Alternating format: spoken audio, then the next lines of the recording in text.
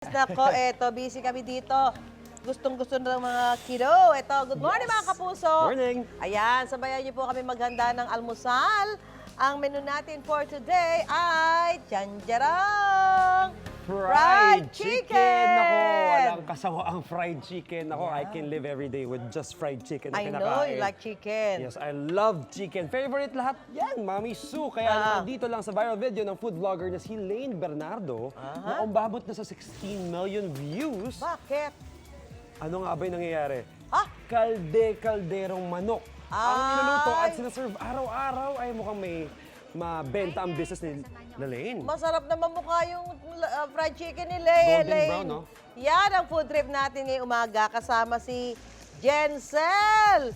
Jensel, gaano ba karaming manok yan?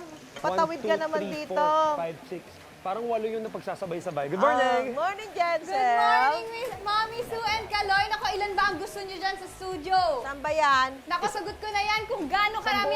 Kita nyo Now naman na. kasi naman mga kapuso, oh, kalderong mga manok ang niluluto natin ngayon dito sa Caloocan. Ayan, kung makikita nyo, eto, kaldero ang pinapakuluan natin. Meron tayo ditong kalderong fina-fry. O, ayan. At nire-ready para naman makain natin. Ayan, kung makikita nyo, sobrang dami talaga.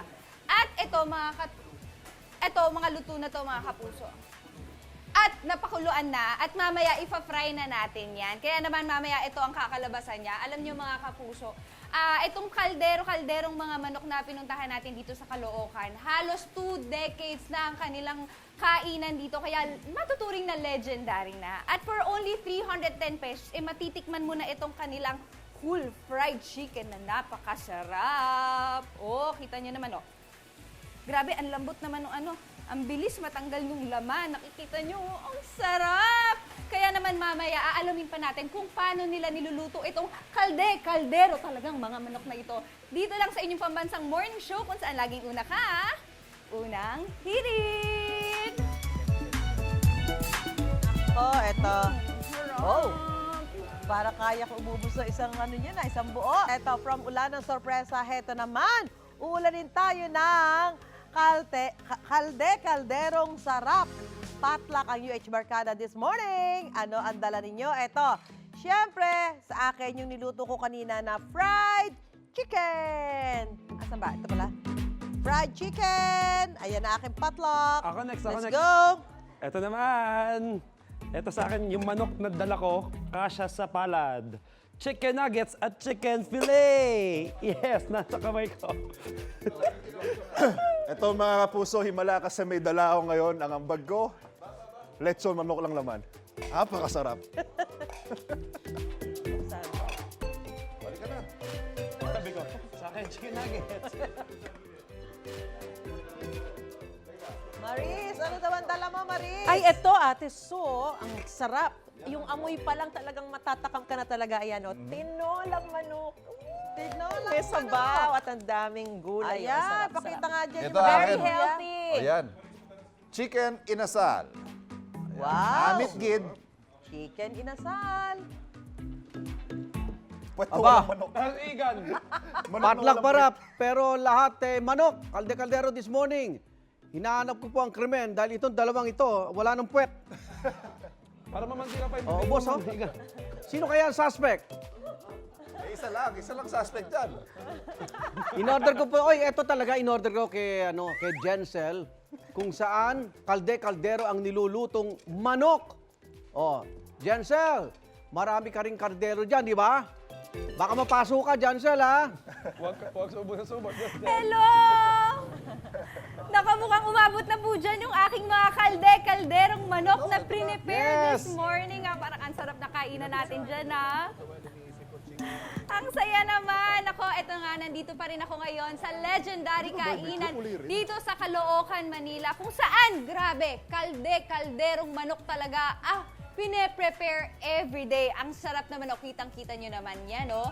Grabe, alam nyo po, almost 2 decades na itong kainan na ito dito sa Caloocan. Kaya naman tara, puntahan natin ngayon yung kanilang lutuan para naman makita natin kung paano nila prepare ang kanilang pagkain.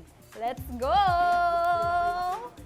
Alam niyo mga kapuso, 5 batches ng malalaking mga kaldero ang prepare nila everyday. At kada batch ng malalaking kaldero na ito, may 28 pieces na laman ng buong manok.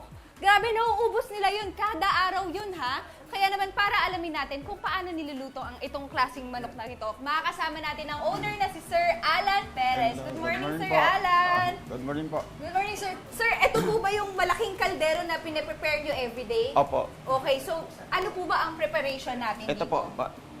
Ayan. Bali, Mabigat yung, siya, ha? ang manok po namin, pinakukulang po muna namin.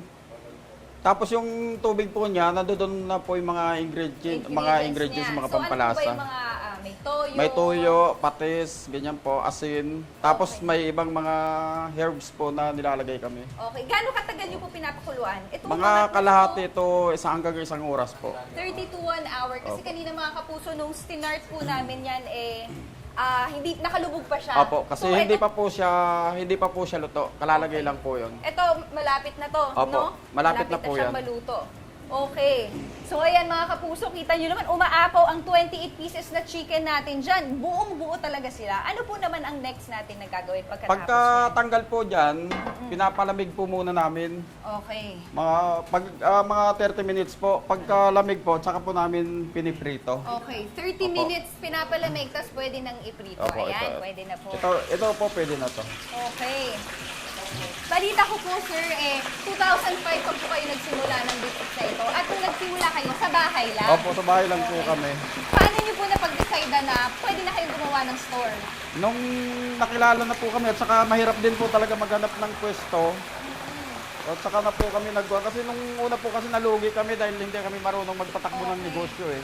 So ngayon Kaya yung ginawa po namin, nagpakilala po muna kami bago po kami talaga nagpwesto na kumbaga kilala na, kumbaga siguradong dire-diretso na. So, totoo po ba yung nakakaubos kayo ng 5 batches nitong malalaking kaldero natin ngayon? Opo, ma'am. Grabe! At magkano po? 310 pesos lang kada isang buong manok. 310 po isang buo. Ano naman po, sir, ang kakaibahan ng ating manok sa ibang mga manok na yung sa Yung lasa? timpla po namin, yung timpla po nito, sarili ko pong timpla, sariling imbento.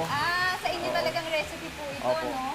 Okay. Ayan, nakikita ko, sir, nag-brown-brown na. Medyo mabilis lang pala, no? Opo, Pero mabilis lang kailangan dito. maingat. Kasi mabilis tumalsik talaga yung mga mantika natin. Opo. Gaano katagal po natin piniprito ito? Mga 5 to 10 minutes po, okay na po siya. 5 to 10 minutes kada Yung iyang deep fry ganyang lang po, batch opo. ng manok. So medyo matagal din eh. Anong oras po ba pwedeng bumili dito? Ang open po namin alas 9 ng umaga hanggang alas 9:30 ng gabi po. Gabi. Opo. Okay. Araw-araw po yun. Pero pag gabi ba, meron pa po bang matitira? Baka naman mamaya. Mayroon pa po. maubusan ko. Meron pa naman. Opo. If ever, no, pwede pa namang umorder. Yung minsan po naubusan Oh, pagka gano'n. kaya pala kailangan maaga-aga tayo makabili, Kaya, no? opo. Opo. Ayan, so nakikita po natin na medyo nagba-brown-brown siya. Pero pag ganyan, hindi pa rin siya luto. Hindi pa po, opo. Kailangan pa iikot natin I-golden no? brown po. Pagka, Ipapag-golden brown siya. Okay. So after mga 5 to 10 minutes, mga kapuso, ito na. Ang magiging itsura niya. O sige, tignan nga natin kung masarap ito. Oh, kita niyo naman.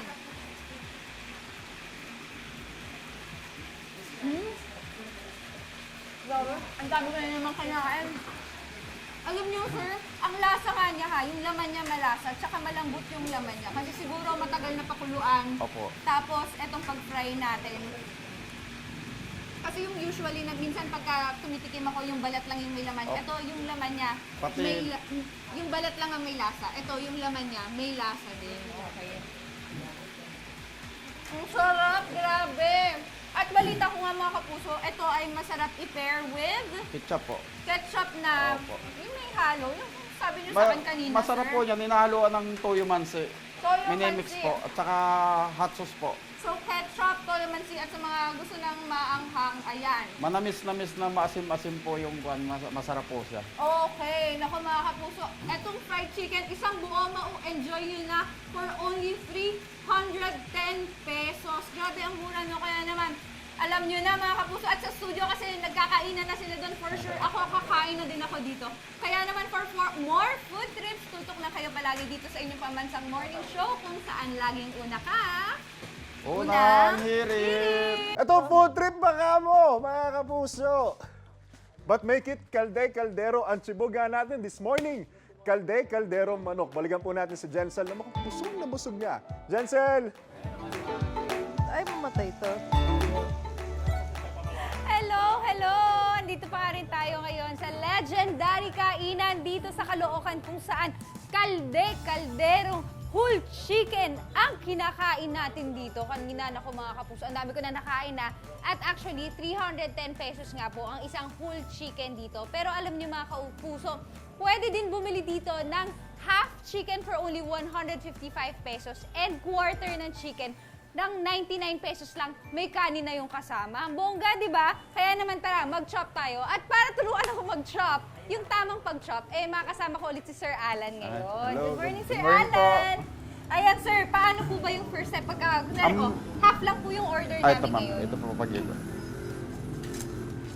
Ayan. Yan, Okay. ito po. So, nakita ko nga po yan, tatanggalin mo. Tapos, ganyan lang po. Ayan. So, kailangan ng effort natin, no, pagka tayo mag-chop. Tapos pag quarter naman ma'am, Yes? ganito, kanina po. Ayan. So, pag quarter naman po, okay.